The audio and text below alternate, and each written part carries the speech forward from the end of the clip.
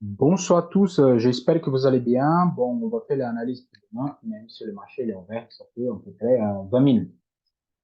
Bon, pour commencer, la semaine, elle a été plutôt une forte hausse, ok, pour tout ce qui c'est quelque chose USD, donc ça veut dire que le dollar il baisse, ok, c'est le dollar index qui commence à perdre la force, donc ça veut dire que Euro USD, CHA USD, GBP USD commence à remonter, et tout à fait normal, donc ça fait une semaine pas bien pour le dollar. Bon, on revient demain, on a un discours bon, de la BCE, c'est pas trop important, donc on va pas prendre en compte. C'est là, en plus c'est vendredi. Si vous arrivez pas à faire votre journée jusqu'à aujourd'hui, c'est pas demain que vous allez gagner. Donc demain, je considère qu'il faut rester un petit peu en écart et profiter du week-end. On a 14h30 avant la ouverture des ES, les créations d'emplois, et après le taux de chômage. Okay? Le taux de chômage d'avril, c'est là, c'est important. C'est celui qui va déterminer la question pour minimum les 2 semaines à venir. Donc, celui-là, c'est vraiment important. Regardez tous avant l'ouverture des marchés. Donc, attention les pièges. C'est quoi les pièges? C'est justement, l'annonce elle est positive. Dans ce cas-là, il faut qu'il y ait un minimum à 3,5, 3,6, OK? Si c'est 7, qu'est-ce qu'il va faire? Grosse correction de marché, ouverture, bon, explosion à la hausse, OK? Donc, soyez attentifs avec ce type de pièges tous les parties spéculatives, moi, je ne regarde pas, donc je ne fais même pas. Déjà, c'est vendredi 22h30. Moi, je suis même plus devant le graphique et j'espère que vous aussi. Je passe sur TradingView. On va voir le gold et après, je vais montrer qu'est-ce qui s'est passé à ce niveau-là. Et moi, je vous fais ton récapitulatif. OK, perte de niveau, ça fait la vente, ça fait break-even. Ici, montré sur les vidéos que je fais aujourd'hui, les vidéos antérieures. Et après, il a remonté, regardez. Il a fait la casse supérieure. Oui, il a fait la casse. J'ai dit, supérieure à 20 054, il faut acheter. 20 053, pardon. Par contre, on regarde l'état des chandeliers et on rentre pas sur les accélérations de marché. Par exemple, moi, je ne rentre pas. Il y a des gens qui rentrent, mais moi, je ne rentre pas. Donc, ça, je disconsidère, je rentre pas sur ce type de trade. Ce type de trade-là, moi, je prends pas. Donc, je laisse. Bon, elle a retourné vers le bas, ça veut dire que la force, il a perdu la force vers notre résistance majeure qui maintenant, ça tourne à peu près à 2600 $. Donc, on retourne et on travaille cette zone pour aujourd'hui. Bon, pour aujourd'hui, c'est hyper simple. Comme on a refusé, donc on va faire quoi? On va faire ça, pardon. On va diviser ici en deux et on va voir. Je vous dis, le buy, je ne fais pas, mais par contre, là, cette vente, moi, je peux prendre. Pourquoi je ne fais pas le buy? C'est vendredi, c'est déjà fin de la semaine, ok? Et quand on regarde la bougie hebdomadaire, elle n'a pas trop envie de clôturer supérieur à 2053 $. OK? Parce que c'est un gros chandelier. Et quand je regarde les explosions qu'il y a eu sur les années avant, je suis plutôt vendeur. Donc là, je cherche plutôt les ventes. Sauf s'il y a quelque chose d'extraordinaire qui va faire et on clôture supérieur à celui-là. OK? Donc, je surveille vraiment en trade à la vente jusqu'à 2035 $, ou 2030 $. Et c'est le dernier clôture de 2020. OK? Donc, je viens sur M15 justement pour vous dire à quoi ça donne. Donc, moi, je suis plutôt vendeur. OK? Les signaux de vente, il a été donné, oui. Et cette petite casse-là, c'est un signal de vente avec un stop loss plus haut. Il a maintenant, il a retravaillé la zone, hop, il revient. C'est le MPS ici, là encore une fois pour vous, c'est le MPS de cette manière-là. Je peux rentrer à l'avant. Okay? Comme je regardais là que la zone, c'est à peu près entre 2035 et 2030 $, donc ça fait exactement deux niveaux. Donc, je reviens sur la zone plus bas. C'est la grosse mèche qui se forme. Je suis plutôt vendeur sur le gold de maintenant. Donc, si les mécas se valent pour que le bail, je ne fais pas. Cet moment, le vendredi en plus, je ne fais pas. Avec le taille de chandelier hebdomadaire, non. S'il va partir et part, il n'y a pas de souci, il va sur le record historique. La semaine prochaine, j'ai fait une nouvelle analyse de ce niveau-là. Mais pour l'instant, honnêtement, vendredi, je n'achète pas le gold. Okay? On peut avoir une clôture à la fin des journées et là, bon, ça part tout vers le bas parce que c'est grosse position qui clôture, donc ça sort de liquidité du marché et là, on en mèche. Okay? Donc, s'il casse ici, je suis plutôt vendeur des deux niveaux. Le buy, bien évidemment, c'est supérieur à casse de 2024 pour ceux-là qui ont la courage pour le faire. On passe sur le DAX.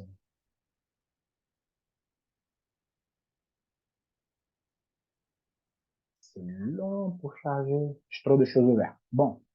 Le DAX. Comme c'est neutre, que j'ai montré sur le vidéo antérieur, on a venu vraiment beaucoup tester la zone de 15 650, 700 environ. OK? Donc, moi, j'ai identifié sous H1 cette biseau descendant. OK? Je crois que c'est ça le nom, si je ne me trompe pas. Et ça me donne, quand je regarde sur le graphique de M15, la validation sur la casse de l'opère de le jour d'aujourd'hui. Donc, moi, je suis acheteur à ce niveau-là. Et je vous explique. Je viens sur M15 sur le graphique de travail. Quand j'ai fait les premières vidéos cet après-midi, on a fait à ce niveau-là. OK, on a fait à ce niveau-là environ parce qu'on a fait le premier trade, correction, tatati, tatata. On a travaillé la zone. Je veux que vous voyez la précision des zones. Regardez, et ne cassez pas la zone. Même s'il y a un signal de vente donné ici, parce que là, j'ai coupé au milieu pour ceux qui ne voient pas, j'ai fait ici canal de référence zone en évaluation. Hop. J'ai arrivé sur la zone de support. J'ai découpé au milieu, zone de support, ça travaille, hop, si ça perce, je rentre en position. Voilà, c'est simple, juste pour que vous compreniez. Donc, j'ai fait les vidéos, j'étais à ce niveau-là et j'ai tracé cette ligne. Donc, on a eu quoi? La première casse ici, ok, qui c'est quand j'ai fait les vidéos, je n'étais pas présent, donc je n'ai pas pris. Et après, j'ai dit la casse de dernier plus bas, on peut le vendre. C'est le dernier plus bas, c'est celui-là. Il n'y a pas eu de casse de dernier plus bas. Et vous voyez que la ligne, elle est parfaitement tradée. Grosse accélération, vraiment, ce type de signal, moi, je rentre pas. Je rentre pas sur des grands chandeliers. Je rentre sur les casses de petits chandeliers, comme celui-là. Okay? Si le chandelier est de taille jusqu'au maximum, le taille de ma zone, petite zone ici, je peux rentrer. Là, je rentre. OK? Le stop loss est bien plus bas. J'arrive premier niveau. Hop, je sécurise mon trade, je sors en break-even. Et à partir de là, il n'y a plus de trade. Maintenant, pour demain, pour vous, maintenant, l'ouverture du marché. Regardez, il y a un petit gap. Ça veut dire qu'il va venir combler cette gap et pas. Moi, je rentre en position, honnêtement, à 15 800.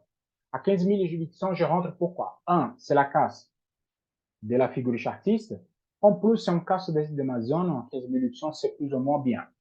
Et je suis supérieur, pour ceux-là qui ont vu le vidéo antérieur, moi, j'ai coupé ici au milieu et je dis qu'il faut acheter supérieur à 15 750.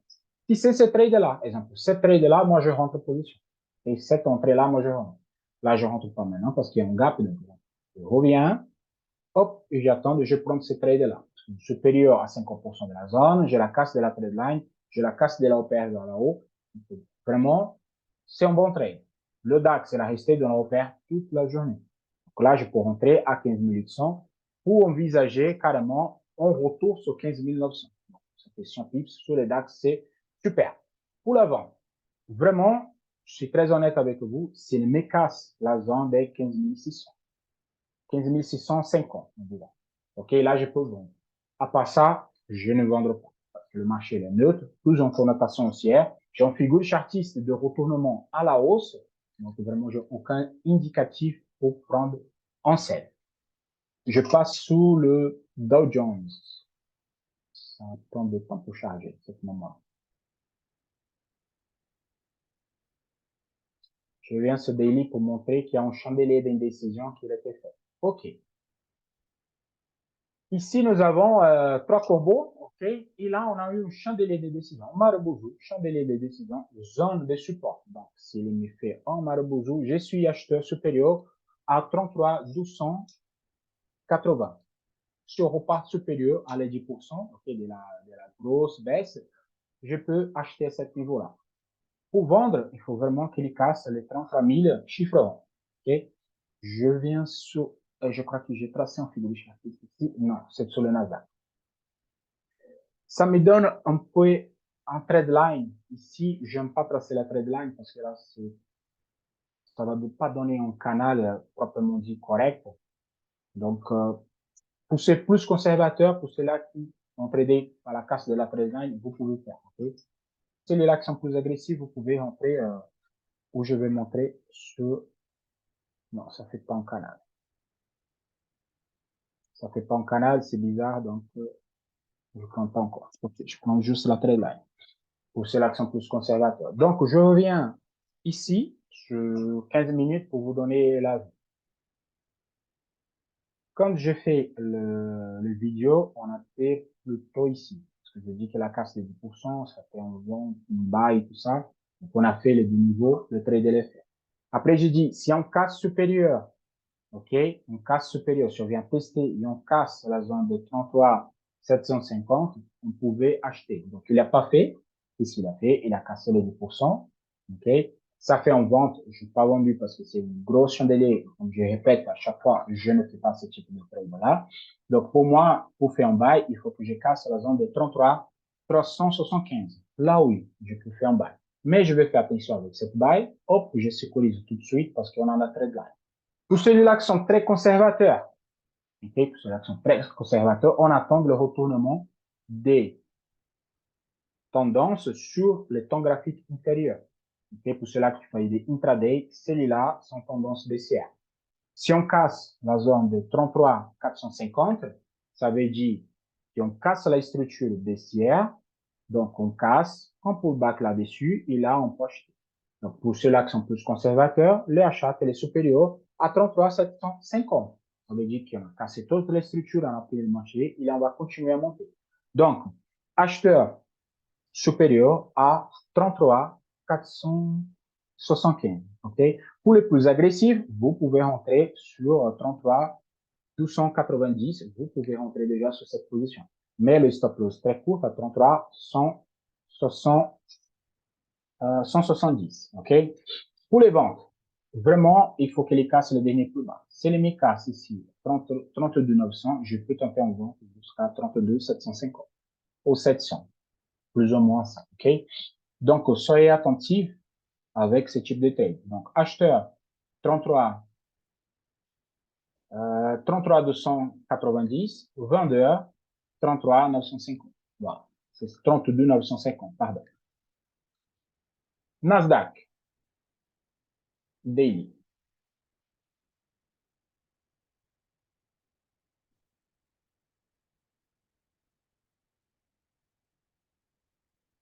Le Nasdaq, on est arrivé sur notre zone de support. Okay? Il y a une alerte ici parce que moi, je rentre en position, je vais vous montrer. Donc, on a eu 3 combos, pareil, un chandelier de décision. Si on clôture la journée au Marubozu, ça veut dire qu'on va continuer à remonter. Moi, je vous dis qu'à ce niveau-là, ça rentre même en Fibonacci. Moi, je vais essayer de tracer sur H4 pour voir à quel niveau. Ouais, c'est une Fibonacci daily. Voilà. On est en baisse.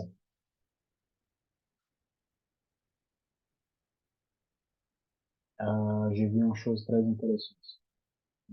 Là, parce qu'on a deux Fibonacci. Bon, je vais faire cela et après je me corrige si je ne suis pas correct.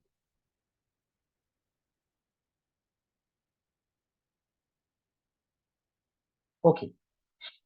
Donc, pour valider, il faut que la clôture de Eli soit supérieure à 23%. Donc, ça veut dire 13 020 $. OK?